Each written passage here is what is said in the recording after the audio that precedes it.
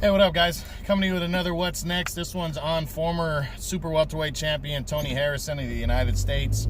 He's currently my number 7 Super Welterweight in the world right now. That's 154 pounds. So it's Super Welterweight or Junior Middleweight, whatever you want to call it. I call it Super Welterweight. But sometimes when you're referring to the middleweights and you talk about the division lower, you call it Junior Middle. So it's really up in the air. Irrelevant, doesn't really matter. Tony Harrison. So he's coming off of the loss to Jermell Charlo in their rematch back in December when Charlo stopped him in the 11th round. It was a really good competitive fight. He was barely down on a couple scorecards. I think he was up on the third. Their first fight ended in a controversial decision win for Harrison in a close fight. So rematch was really good. One of the best fights of the year. Charlo stopped him in the 11th. But Harrison showed a lot of heart and fought his ass off. And had been out of the ring for a year. Harrison really pissed Charlo off, though, a couple months later. He stayed quiet, and then he said that he felt that either Charlo was steroids or he had loaded gloves. It was something along that. I kind of didn't pay attention to it because I knew it was bullshit. But that really pissed Charlo off. And I think a reporter asked Charlo the other day if he would fight Harrison again, and he said, fuck no. So, Tony Harrison, but that's the bad thing. That it doesn't look like a third fight with Charlo is even being thought about. But Harrison is with the PBC, and the PBC has I think out of the 10 fighters, the top 10, I think they own or they have rights to 9 of them, 8 or 9 fighters at 154. So Tony Harrison can get a big fight whenever he wants one, is what I'm saying. He's currently number 3 in the WBC right now, so he's not too far out of the top spot. So let's run it through the top 10 and see what's next for Tony Harrison, the former Super Welterweight champ. We start with number 1, Jermell Charlo, a rematch. He's a WBC champ. Or a third fight, it'll be a rubber match. Not on the table right now, at least from Charlo's standpoint. He's saying no. I would never completely rule it out because they have history and because, it would bring in a lot of attention and a lot of money for both sides. And Charlo's currently in optional mode to defend against who he wants. But I just don't think he's interested. I think he'd rather unify belts or something like that. Al Heyman and the PBC could make him interested and draw more money this way, especially if he's desperate. I think it could be on the table, but I'm going to lean towards the less likely. I don't think it happens. Number 2 is unified champ, Jason Rosario. Rosario just upset J-Rock Williams to capture the unified titles. I think this fight makes a lot of sense. If Rosario and him were to collide, it would at least be for the WBC and the WBA titles, because the IBF title, I think there's a chance could be stripped because a mandatory's due there. But, excuse me.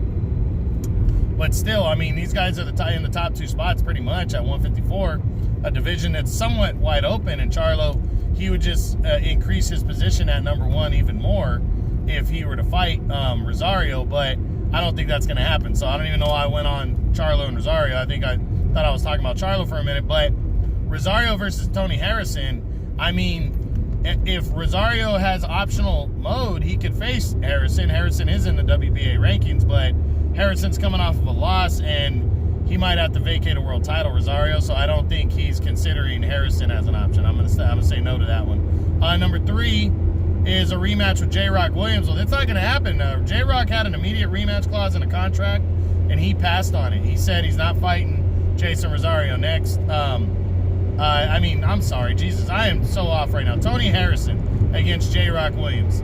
It's not a fight I completely think is out of question. They're both in the WBC rankings. They both have decent positions in the WBC rankings. And I wouldn't be surprised if they collided because they're both coming off of knockout losses. Like, why not?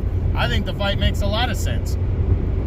But these guys, to me, aren't the type of guys that coming off of knockout losses go against each other. That would be a crossroads fight. I don't think they want that now, but I wouldn't completely rule it out. They're both the PBC. Harrison versus number 4, former unified champ Jarrett Hurd in a rematch. These two guys fought in 2017. It was a very good, even fight, and Hurd hurt him and stopped him in the 9th round. You could say it was as much the way the Charlo fight went. And Harrison, Hurd beat him, and Harrison, you know, I don't think him and Hurd is possible. It could happen because they're both with PBC, but I don't think Harrison, coming off of a knockout loss to Charlo, wants to get any revenge on Hurd unless the title would be on the line, and it doesn't look likely. Number 6 is undefeated Brian Castaño. Castaño's lined up to challenge Patrick Teixeira for the WBO title in a mandatory title fight, so I don't see him and Harrison locking up. Harrison's number 7. Number 8 is WBO champion Patrick Teixeira. Teixeira is going to make that mandatory defense against Brian Castaño next, so him and Harrison couldn't happen. Number 9 is Terrell Gausha. This one's interesting because this fight could happen, you know, because they're both PBC guys, but I'm not sure Harrison wants to face a guy like Gausha next. Gausha's a decent boxer. He's kind of an awkward fighter, not a big name, but it would get him up the rankings, but I don't think he could face Gausha in like an eliminator and go straight to a title after that. So I don't see this one. And then number 10 is Erickson Lubin, former world title challenger. This fight I think is very possible because Lubin looks like he's fighting for an interim title next. He's a WBC's number 1 contender. Harrison's at number 3. Number 2, Sergio Garcia, is with Golden Boy, and I don't think there's going to be a deal worked out there. So they might be able to work out a deal with Tony Harrison because Harrison might want to go after the title that he already held. But 1, is Garcia going to allow that fight to happen? 2, I think Lubin would take the fight in a heartbeat. I don't know if Harrison wants anything to do with Erickson Lubin. I think Erickson Lubin's a bad matchup for a lot of guys, almost every guy at 154. He's very talented, and I'm just not sure Tony Harrison wants to take that risk, but he could. And if especially it's for an interim title and he gets a chance at a third fight with Jermell Charlo, or even just to be upgraded to world champion, I think it's possible. So I could see Harrison and him colliding, but in my opinion, on the less likely side. So what do I think Tony Harrison's going to do next? I think he's got a lot of options at 154, and he can control about half of those options. Which means he can get the fight if he wants the fight.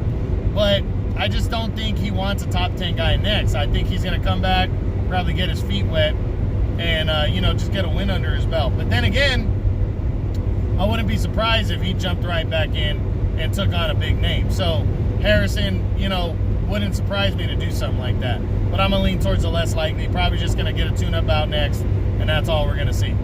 So that's it. That's the what's next on former Super Welterweight champ Tony Harrison, my number 7 Super Welterweight in the world right now. I hope you enjoyed it. True Boxing, you've been hit with the truth.